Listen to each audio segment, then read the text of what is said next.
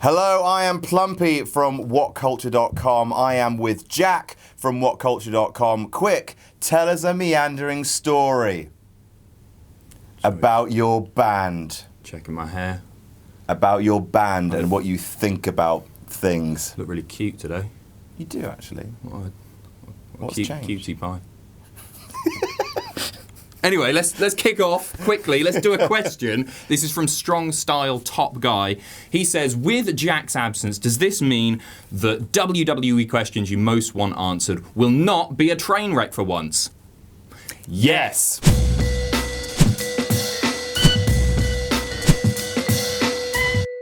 First question comes from Luke Crosson. He asks, of all of the failed NXT call-ups, who were you most devastated to see fail? He failed so much that you're probably not going to care and be like, why would you pick him? But Apollo Crews. Oh, that was mine. Really? That was mine. A few weeks ago, before Breezango, I would have said Tyler Breeze.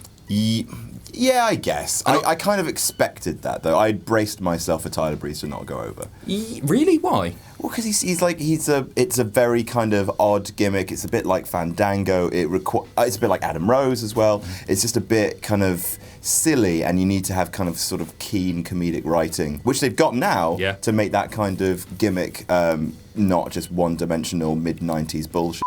And for a while, that's what Tyler Breeze was. But now, he's doing brilliantly, whereas he still can't really say the same for Apollo Crews. Yeah, I still think Tyler's being underutilised. I mean, this is a guy who was facing off against Jushin Thunder Liger, and now he's in a comedy tag team. I do think it's a shame, but he's got time. Yeah, I think so. I honestly think that Breezango or the Fashion Police is the best place for him, but I don't know if Titus Worldwide is the best place for Apollo Crews. Uhaa Nation was just so cool. I mean, I guess he didn't have to do promos and it was just crazy work rate. Yeah, stuff. One of the most athletic guys on the roster. Unbelievable what he can do. But yeah, it's just not to be. Dan asks, and his username is Dan the Jobber. If you could name a hashtag WWE hashtag pay-per-view, what would you name it? Martin. Survivor Series, SummerSlam, WrestleMania, Royal Rumble, Martin. What? What the? I will see you at WWE, Martin. Okay. Why, what would you call it? Chain reaction. Piss off. Sam Berra asks, what are the best and worst tag team splits ever? Best is the Shield, I think. What do you think? Rockers? You're wrong. Rockers, yeah. Okay. Don't answer for me. What do you think? Do you think Rockers? Or something? It's Rockers, isn't it? It's Rockers. Yeah, he's Rockers. Yeah, it is the Rockers. He's going to have the burger, and I'm going to have the... Thanks, Plumpy. It is the Rockers, because I think people saw the Shield coming at that point, and I don't think people saw the Rockers coming. No, they didn't see the Shield coming. They teased it at the Rumble, they teased it at Elimination Chamber, but they were back together by Mania. They had 2 pay-per-views back-to-back where they beat the crap out of Evolution, and then the night after that, they switched. People were talking about it happening. But people always talk about that stuff. Maybe I'm just being a dick. Maybe you are being a dick. Worst for me, before you answer for me, you cock, Dudley's.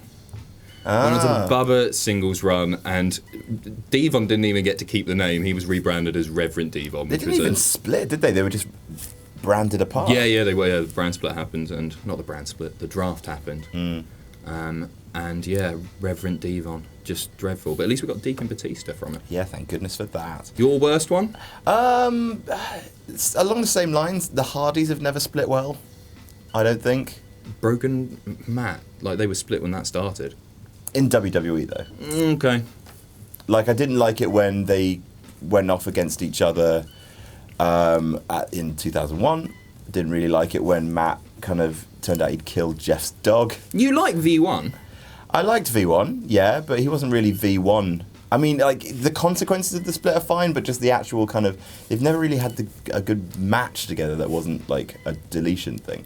Red asks, we've seen a few Red? Red. His name's Red. Okay.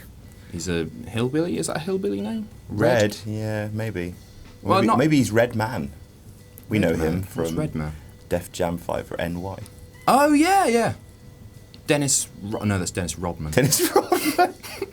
Different. Dennis Redman. Red asks, we've seen a few random tag teams put together, a la Sheamus and Cesaro. If you could pick any 2 roster members from the current WWE roster, put them together, who would you choose and what would you call them? I'd really like to see, and this is a bit left field actually, I'd really like to see a tag team of Chad Gable and Jason Jordan. I think they could feature really well together. I'd just love to see them on SmackDown. I think on SmackDown they could be a really good tag team. I mean, obviously they are kind of going their separate ways right now, but I do think that if the WWE brought them together and put them on fucking SmackDown once in a while, then I think Chad Gable and Jason Jordan could be an excellent tag team. I was doing a bit, do you see? Big E Langston and the Big Show together. Right. And call them the Big Show. So you take half of Big E, half of Big Show. Showy. See what I've done there? Yeah, I like it. That's I've got great. another one. How about Kevin Owens and backstage interviewer Kathy Kelly? Kevin Kelly. That's a good name. Or this is good. This is good. God. Nobody's going to get it. I would add one more member to the Singh brothers. No. Make them sing triplets, which is money in itself. And I would call them Travis because they would sing. I would put Renee and Darren together and call them Too Young.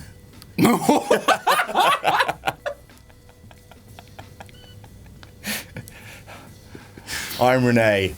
This is Darren, and we are Too Young.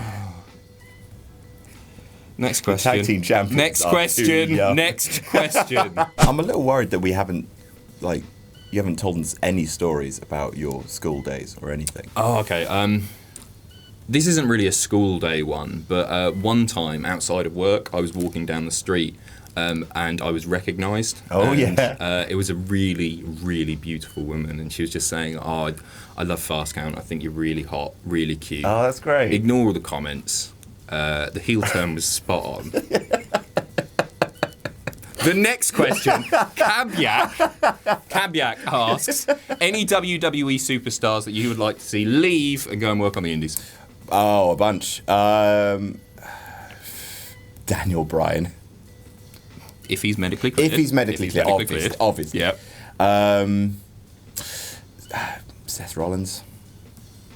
Hi. You've got a huge back catalogue of Tyler Black stuff to watch. What's your beef? What's my beef? What's your beef? I think with the kind of status he's got now, he could go and be the guy in New Japan Pro Wrestling and put on just the best matches.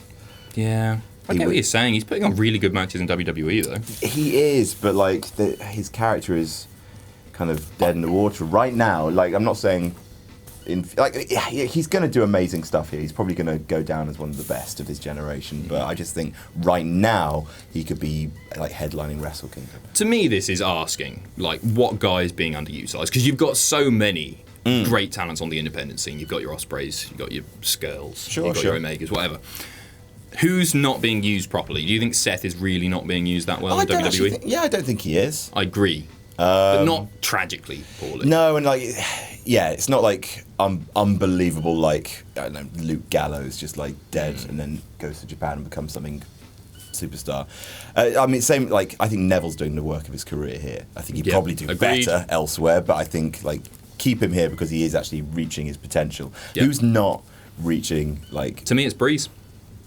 I think Breeze could really pull a Cody, go away for a bit, put on some incredible matches, increase his value, and then come back and do some fantastic stuff. My other answer to this would be the Colognes.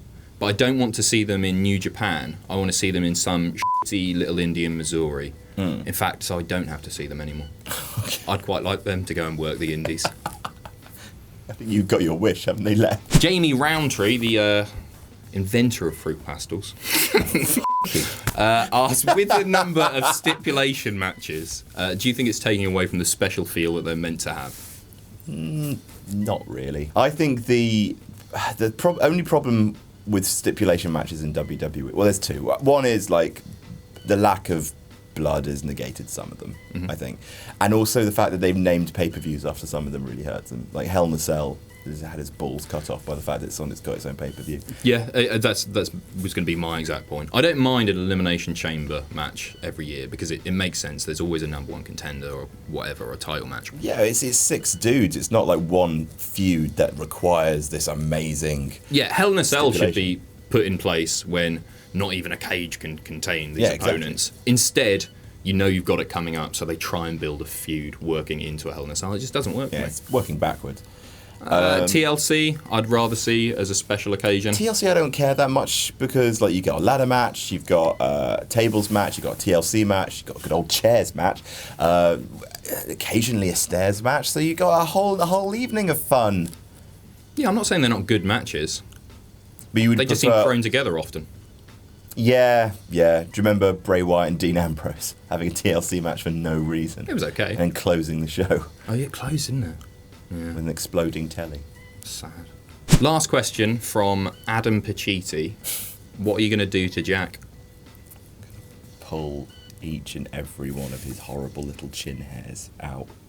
It's probably just one horrible little ginger pube on his face, and just pull it out, and hopefully all of his hair unravels and just falls out. No. Oh, what are you going to do? Piss on him, probably.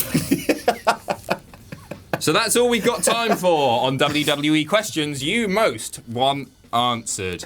I've been Jack the Jobber. I've been Plumpy.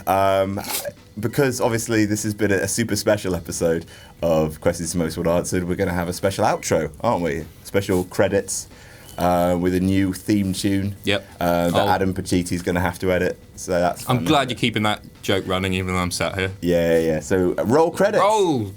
Fucking dick.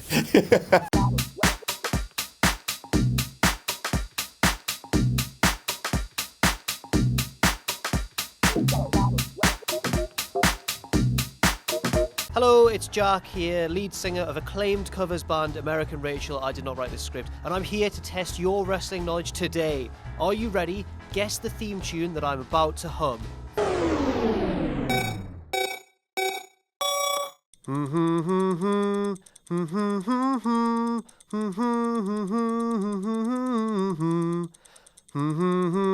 And so on and so on. Did you get it? Oh, cool. Sorry, D. For those of you who didn't get it, it was the Nexus's theme tune. We are one. We are one. We are one. We are one. For more theme tunes and awesome fun too, buy the new WhatCulture Wrestling Trivia game, available at shop.whatculture.com.